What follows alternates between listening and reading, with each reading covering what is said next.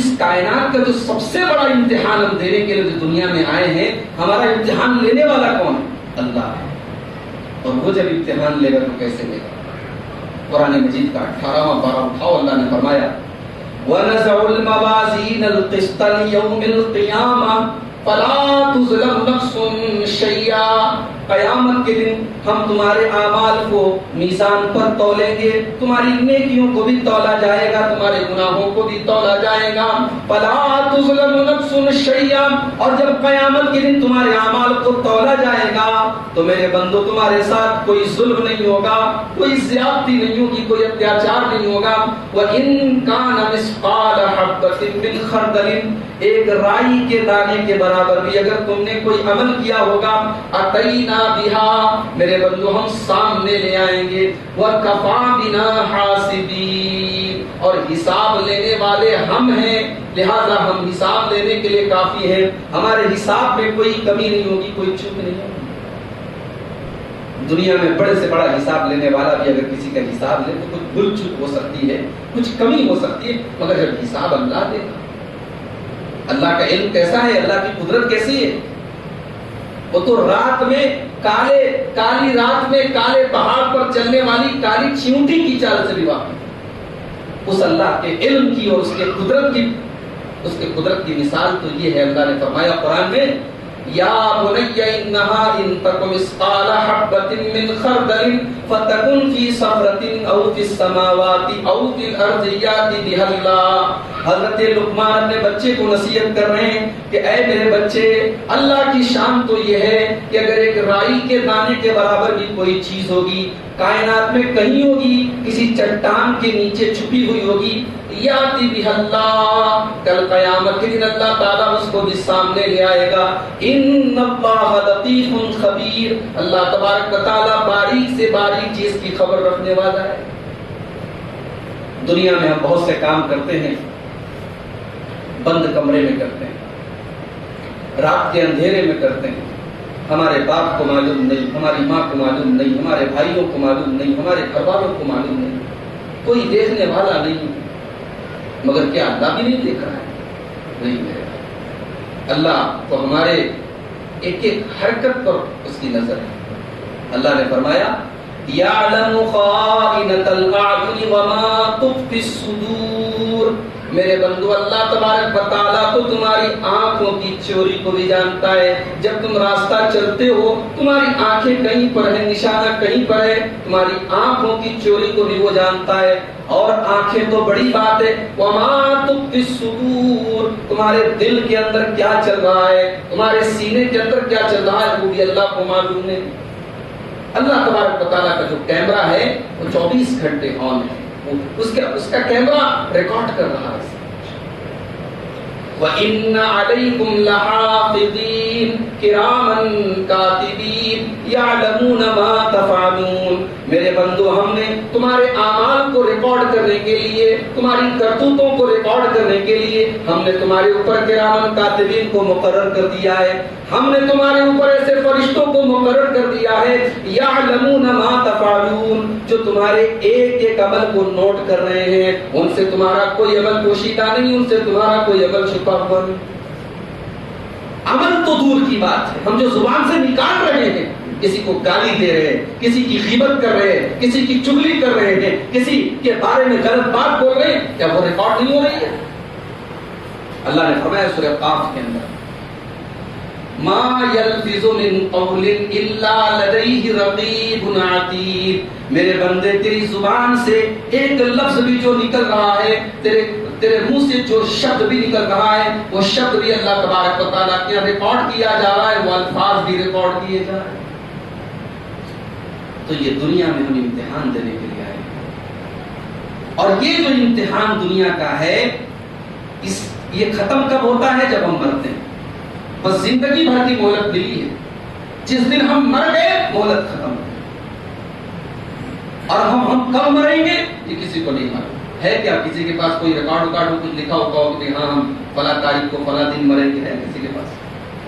اللہ تعالیٰ نے اس چیز کا علم کسی کو نہیں دیا، کس کو کب موت آنی ہے یہ اللہ کو معلوم۔ وَمَا تَدْرِي نَفْسٌ بِأَيِّ أَرْضٍ تَمُوتُ، میرے بندو کون کب اور کہاں مرے گا یہ کسی کو نہیں معلوم سوائے اللہ کے۔ کورونا کا دور آپ نے دیکھا،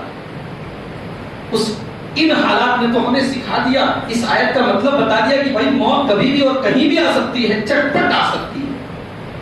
اور ایسی بھی موتیں ہوئی ہیں، ایسے بھی جنازے ہوئے ہیں کہ دفنایا، ان کو کفنایا نہیں جا سکا، ان کو غسل نہیں دیا جا سکا۔ بیچارہ جو زندگی بھر اپنے بچوں کے لیے جس نے پوری زندگی کھپا دی، آج حالات ایسے ہو گئے بچے اپنے باپ کی ڈیڈ باڈی کو چھونے کے لیے تیار ہیں۔ یہ حالات آئے ہیں۔ اس کورونا نے ہم کو سکھا دیا کہ ہم کتنے لاچار ہیں اللہ کے فیصلے کے آگے، ہم کتنے مجبور ہیں اللہ کے فیصلے کے آگے۔ کوئی ہے دنیا میں، اتنی ٹیکنالوجی ہے، اتنی ترقی ہے، اتنا پیسہ ہے، لیکن موت کا علاج نہیں ہے میرے بھائی۔ بیماریوں کا علاج ہے، موت کا علاج نہیں۔ یہی وہ جگہ ہے، یہی وہ چیز ہے جہاں آ کر کے انسان بے بس ہے، انسان لاچار ہے، انسان مجبور ہے۔ بیٹا چاہتا ہے کہ میرا باپ بچ جائے، مگر بچا سکتا ہے نہیں بچا سکتا۔ انسان اتنا بے بس ہے، اتنا کمزور ہے۔ اللہ تعالیٰ نے سورہ واقعہ کے اندر نقشہ کھینچا ہے، فَلَوْلَا إِذَا بَلَغَتِ الْحُلْقُومَ۔ میرے بندو ذرا وہ وقت یاد کرو جب کسی کے مرنے کا ٹائم آتا ہے، جب جان کے نکلنے کا ٹائم آتا ہے، جب روح کے نکلنے کا ٹائم آتا ہے، وَأَنْتُمْ حِينَئِذٍ تَنْظُرُونَ، اور تم اپنی آنکھوں سے دیکھ رہے ہو تمہارا باپ دنیا سے جا رہا ہے، تمہارا بیٹا دنیا سے جا رہا ہے، تمہارا بھائی دنیا سے جا رہا ہے، تمہارا رشتہ دار، تمہارا عزیز دنیا سے جا رہا ہے۔ وَأَنْتُمْ حِينَئِذٍ تَنْظُرُونَ، تم مرنے والے کی چارپائی کے بازو میں بیٹھے ہو، تمہارے سامنے اس کی سانسیں اکھڑ رہی ہیں، اس کی روح نکل رہی ہے، لیکن تم اس کو مرنے سے بچا نہیں سکتے ہو۔ وَنَحْنُ أَقْرَبُ إِلَيْهِ مِنْكُمْ وَلَكِنْ لَا تُبْصِرُونَ۔ میرے بندو تمہیں ایسا لگتا ہے کہ اس مرنے والے سے سب سے زیادہ قریب تم ہو، لیکن تم سے بھی زیادہ قریب اللہ تبارک و تعالیٰ ہے۔ اس کا علم، اس کی قدرت اس بندے کے تم سے بھی زیادہ قریب ہے۔ فَلَوْلَا إِن كُنتُمْ غَيْرَ مَدِينِينَ۔ میرے بندو اگر تمہیں یہ لگتا ہے کہ تمہارے اوپر اللہ تعالیٰ کی حکومت نہیں ہے، اللہ کا پاور نہیں ہے، اللہ تمہارے اوپر کوئی حکومت کرنے والا نہیں ہے، ترجعونها ان کنتم صادقین، تو میرے بندو ذرا اس مرنے والے کو بچا کر کے دکھا دو، ذرا اس کی روح کو نکلنے سے بچا کر کے دکھا دو۔ نہیں بچا سکتا۔ دنیا میں جو فارچونر سے چلا کرتا تھا، بہترین گاڑیوں سے چلا کرتا تھا، آج اتنا بے بس ہے کہ 4 لوگوں کے کندھے پہ جا رہا ہے۔ دنیا میں جو نہانے جاتا تھا باتھ روم میں گھنٹوں نہاتا تھا، سردی کا موسم ہوتا تھا اسے گیزر چاہیے، اسے اس کا پسندیدہ صابن چاہیے، اسے شیمپو چاہیے، چہرہ دھوتا تھا فیس واش سے، کریمیں لگاتا تھا، پاؤڈر لگاتا تھا، نہ جانے کیا کیا لگاتا تھا۔ آج اتنا بے بس اور کمزور ہے، اسے اس کے رشتہ دار نہیں لا رہے ہیں، اسے اس کے بیٹے نہلا رہے ہیں، آج دوسروں کے سہارے وہ نہلایا جا رہا ہے۔ میرے پیارے بھائیو، یہ موت ہمیں ہماری بے بسی یاد دلاتی ہے، یہ موت ہمیں ہمارا انجام یاد دلاتی ہے، مگر ہم اتنے پتھر دل ہیں، اتنے سخت دل ہیں کہ اس مشکل حالات میں بھی ہم نے اس موت کو دیکھا، ہم نے لوگوں کے جنازے دیکھے، ہم نے قبرستان میں جا کے دفن کیا، مگر ہمیں یہ موت یاد نہیں آئی، ہمیں اپنا انجام یاد نہیں۔ ہمارے گھر میں 1 گھنٹہ لائٹ نہ رہے پریشان ہو جاتے ہیں، ہمارے گھر میں گرمی کے موسم میں پنکھا چالو نہ ہو ہم گرمی سے بےحال ہو جاتے ہیں۔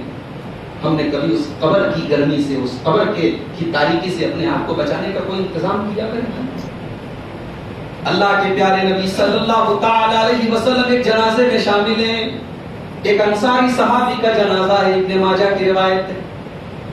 جنازے کو قبر میں اتارا جا رہا ہے، اللہ کے پیارے نبی اپنے صحابہ کو لے کر کے قبر کے کنارے بیٹھے ہوئے ہیں، صحابہ بھی آپ کے آس پاس بیٹھے ہوئے ہیں۔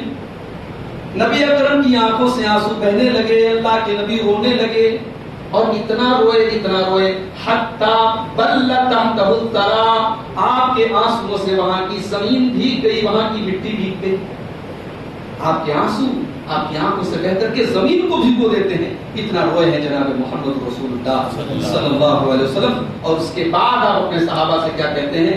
لمثل هذا فأعدوا یا اخوانی، اے میرے صحابہ اس قبر میں تم کو بھی آنا ہے، اس قبر کے اندر جو منزل ہے، اس قبر کے اندر جو مراحل ہیں، اس قبر میں جو حالات آئیں گے وہ تم کو بھی جھیلنا ہے۔ اے میرے صحابہ لمثل هذا فأعدوا یا اخوانی، اے میرے صحابہ اس قبر میں آنے کی تیاری کرو۔ یہاں تم کیسے منکر نکیر کے سوالوں کا جواب تم دے پاؤ گے کہ نہیں دے پاؤ گے، یہاں تم کامیاب ہوگے یا ناکام ہوگے، یہاں کی تم تیاری کر لو، یہاں کے لیے تم اپنے آپ کو تیار۔ ہمارے حالات تو یہ ہیں، ہم تو قبرستان میں بھی جا کر کے موبائل پر باتیں کرتے ہیں، قبرستان میں بیٹھ کر کے بھی ہمیں دنیا یاد ہے، دنیا کا کاروبار یاد ہے، دنیا کا لین دین یاد ہے، ہمیں قبرستان میں بھی میرے بھائی موت یاد نہیں ہے۔ عثمان غنی کو دیکھو، یہ کون عثمان غنی ہے؟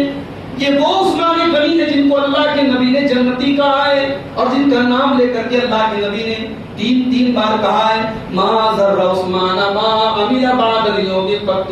عثمان نے اللہ کی راہ میں اتنا کچھ دے دیا ہے کہ عثمان کا کوئی عمل اس کا کچھ بگاڑ نہیں سکتا ہے، عثمان کو اس کا کوئی گناہ کوئی عمل اس کا نقصان نہیں پہنچا سکتا ہے۔ اتنا بڑا جملہ اللہ کے نبی نے ان کے بارے میں۔ وہی عثمان غنی جب قبرستان کے پاس سے گزرتے تھے، کسی قبر کو دیکھتے تھے، ترمذی کی روایت ہے عثمان غنی رونے لگتے تھے، آنکھوں سے آنسو بہنے لگتے تھے۔ ان کے دوست ان کے ساتھی سوال کرتے تھے اے عثمان تذکر الجنت والنار ولا تبکی، جنت کا ذکر آتا ہے تو آپ کی آنکھوں سے آنسو نہیں بہتے، جہنم کی بات ہوتی ہے تو آپ نہیں روتے ہیں، یہ قبر دیکھ کر کے آپ رونے کیوں لگتے ہیں، قبرستان دیکھ کر کے آپ رونے کیوں لگتے ہیں؟ عثمان غنی کہتے ہیں او لوگوں، میں نے اپنے پیارے نبی جناب محمد رسول اللہ صلی اللہ علیہ وسلم کو یہ فرماتے ہوئے سنا ہے ان القبر اول منزل من منازل الاخرہ، یہ جو قبر ہے یہ آخرت کی پہلی منزل ہے۔ فمن نجا منہ فما بعدہ ایسر منہ، جس نے اس منزل کو پار کر لیا، جو قبر میں کامیاب ہو گیا وہ آگے بھی کامیاب ہوگا، اور جو قبر میں ناکام ہو گیا وہ آگے بھی ناکام ہوگا۔ ہمیں کیوں نہیں موت یاد آتی ہے؟ ہماری زندگی کا ایک ایک پل ایک ایک منٹ دنیا کے لیے اور دنیا کو بہتر بنانے کے لیے خرچ ہو رہا ہے، ہم آخرت کو بہتر کب بنائیں گے میرے بھائی؟ ہم اپنی قبر کی زندگی کو بہتر کب بنائیں گے؟ جس دن ہمیں موت آئے گی تو کیا اس کے بعد ہمیں کوئی مہلت ملے؟ نہیں۔ دنیا میں بچوں کا ایگزام ہوتا ہے اسکول میں، 2 گھنٹے کا ایگزام ہوتا ہے، 2 گھنٹے پورے ہوئے، گھڑی میں 2 گھنٹے پورے ہوئے، ایگزامینر کاپی چھین لیتا، چلو ٹائم ختم ہو گیا، چلو اپنی کاپی جمع کرو۔ ہو سکتا ہے کوئی رحم دل ایگزامینر ہو، چلو بھائی کسی نے اگر کاپی پوری نہیں لکھی ہے، پورا نہیں لکھا ہے، ایگزام پورا نہیں ہوا، چلو 10 منٹ اور دے دیتا ہوں۔ مگر اللہ تعالیٰ جو امتحان لے رہا ہے اس میں 10 منٹ نہیں 10 سیکنڈ بھی آپ کو نہیں۔ موت آ گئی تو آ گئی، اب اس کے بعد آپ کو دوبارہ کوئی چانس ملنے والا نہیں۔ بندہ چانس مانگے گا اللہ سے، کیا کہے گا بندہ؟ حتی اذا جاء احدهم الموت قال رب ارجعون، بندہ کہے گا اے اللہ میں بڑا گنہگار تھا، بڑا خطا کار تھا، نمازیں نہیں پڑھتا تھا، شراب پیا کرتا تھا، زنا کیا کرتا تھا، جھوٹ بولا کرتا تھا، غیبت کیا کرتا تھا، اے اللہ تیرے دین پر نہیں چلا کرتا تھا، اے اللہ میں تجھ سے دور تھا، تیرے دین سے دور تھا، رب ارجعون، اے اللہ ایک موقع اور دے دے، ایک بار تو دنیا میں دوبارہ مجھے آنے کا موقع دے دے، اے اللہ میں وعدہ کرتا ہوں میرا مکان ادھورا ہے، میں پورا کرنے کے لیے ٹائم نہیں مانگ رہا ہوں، میری بچی کی شادی نہیں ہوئی ہے، میں شادی کے لیے ٹائم نہیں مانگ رہا ہوں، لعلی اعمل صالحا، اے اللہ میں ٹائم اس لیے مانگ رہا ہوں کہ اے اللہ ایک مرتبہ اور موقع دے دے، میں ایسے عمل کروں کہ تو راضی ہو جائے، تجھے راضی کرنے والے عمل کروں، نیک عمل کروں، اے اللہ میں تجھ کو راضی کر دوں گا، اے اللہ ایک موقع اور دے دے۔ اللہ فرمائے گا کلا نہیں، انہا کلمۃ ہوا قائلھا، میرے بندے تجھے موت آ چکی ہے، اب دوبارہ تو دنیا میں آنے والا نہیں ہے، اب دوبارہ تجھے تجھے کوئی موقع ملنے والا نہیں ہے. وَمِن وَرَائِهِمْ بَرْزَخٌ إِلَى يَوْمِ يُبْعَثُونَ. اب قیامت تک تجھے قبر کے اندر برزخ کی زندگی گزارنی ہے. اب تیرے عمل کے مطابق، تیرے کرتوت کے مطابق، جیسے تیرے عمل رہے ہوں گے، جیسا تیرا کرتوت رہا ہوگا، جیسا تیرا ایمان رہا ہوگا، اب قبر میں اور برزخ میں تجھے وہی زندگی گزارنی ہے.